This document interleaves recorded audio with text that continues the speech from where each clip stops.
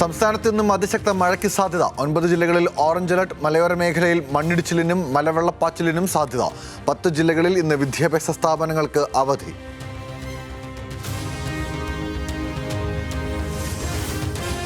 സംസ്ഥാനത്തെ മഴക്കെടുതി വിലയിരുത്താൻ മന്ത്രിസഭാ യോഗം ഇന്ന്. ദുരിതബാധിതർക്കുള്ള പാക്കേജ് പ്രഖ്യാപിച്ചേക്കും. കൃഷിനാശം സംഭവിച്ചവർക്കുള്ള സാമ്പത്തിക സഹായവും തീരുമാനിക്കും. മഴ തുടരുകയാണെങ്കിൽ സ്വീകരിക്കേണ്ട മുൻകരുതലുകളും ചർച്ചയാകും.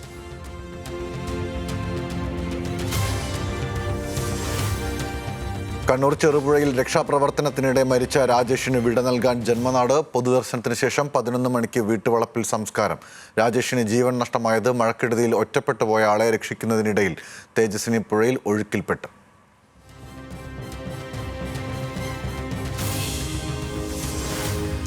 വിഴിഞ്ഞത്ത് വള്ളം മറിഞ്ഞ് കാണാതായ പുല്ലുവിള സ്വദേശി ജോണിനായി ഇന്നും തെരച്ചിൽ. 6 ദിവസം കഴിഞ്ഞിട്ടും കണ്ടെത്താൻ കഴിയാത്തതിലും വിമർശനം ശക്തം. രക്ഷപ്പെട്ട മത്സ്യത്തൊഴിലാളികളെയും തെരച്ചിലിൽ ഉൾപ്പെടുത്തി കോസ്റ്റൽ പോലീസ്.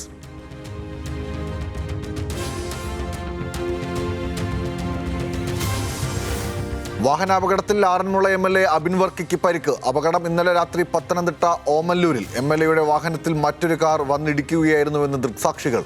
അബിനൊപ്പമുണ്ടായിരുന്ന ഒരാൾക്കും പരിക്കേറ്റു.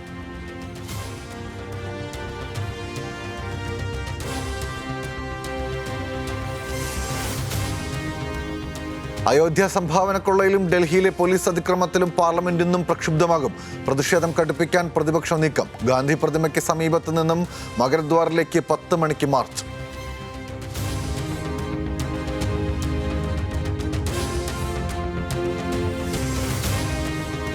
ജേഴ്സി മാറ്റത്തിൽ ഇന്ത്യൻ ഹോക്കി ഫെഡറേഷനിൽ പൊട്ടിത്തെറി. കാവ്യ നിറത്തിൽ വിശദീകരണം നൽകാതെ ഡയറക്ടർ ജനറൽ. അടിയന്തര ബോർഡ് യോഗം ആവശ്യപ്പെട്ട് സെക്രട്ടറി. ചട്ടലംഘന ആരോപണത്തിൽ ഫെഡറേഷനിൽ കടുത്ത ഭിന്നത.